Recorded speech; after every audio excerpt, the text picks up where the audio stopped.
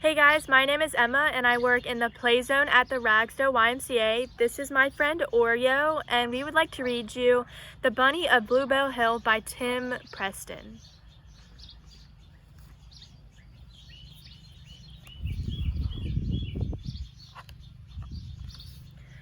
At the top of Bluebell Hill, there was an old oak tree, and underneath that oak tree, there was a burrow, and in that burrow lived a bunny. It was a very nice burrow with 4 little rooms, and bluebells growing by the front door, but Bunny didn't like it.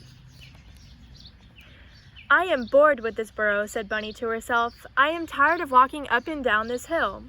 I am fed up with being hit on the head by acorns, and I'm very, very bored with bluebells. I want an exciting new home." So without further ado, she set off to find herself one.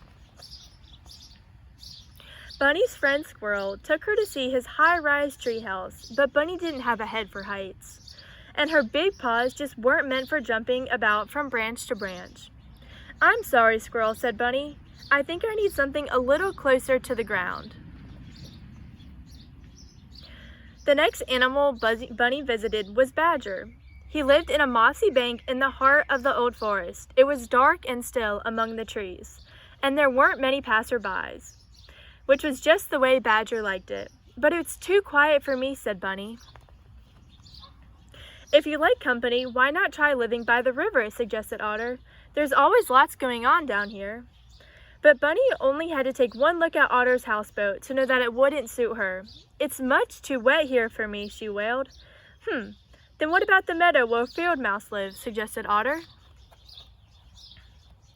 Field Mouse seemed happy living in the meadow, but no matter how hard she tried, Bunny just could not get comfortable there.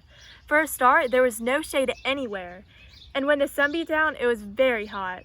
And the pollen from the poppies was extremely sneezy, and the wheat stalks were scratchy, so that's no good either. "What about Owl's house?" suggested Field Mouse. "Owl lived in the loft of the old barn. It was certainly dry and very clean, but there's something wrong with that too. It's just too drafty," said Bunny. Would she ever find a new home? In the shadow of the mountain, the little rabbit found an empty cave. It was slightly gloomy, but at least there was lots of space. She thought it might just be the place until she heard a rumbly sound, a low, grumbly, growly sort of sound. Then she realized it was Bear's house, and Bear snores too much, said Bunny. "I couldn't possibly live near him." Bunny was about to give up looking when she came across a smart blue door amongst the twisted roots of a chestnut tree. "This would be perfect," said Bunny to herself, but something seemed wrong. The place had a funny smell, a frightful, foxy sort of smell. Suddenly, Bunny felt very afraid, and she ran away as fast as she could.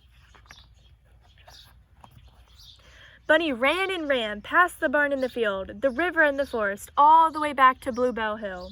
She ran up the hill, past bluebells and the oak tree, and straight in through her own front door.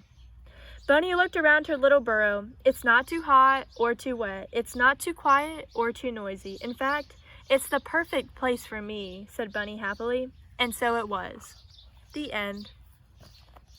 I hope that you're finding your own home as fun and exciting as it has ever been, knowing it's the perfect place for you. What are some things that make your home just right for you? Maybe it's your room or the flowers outside. This is one of my favorite places in my home.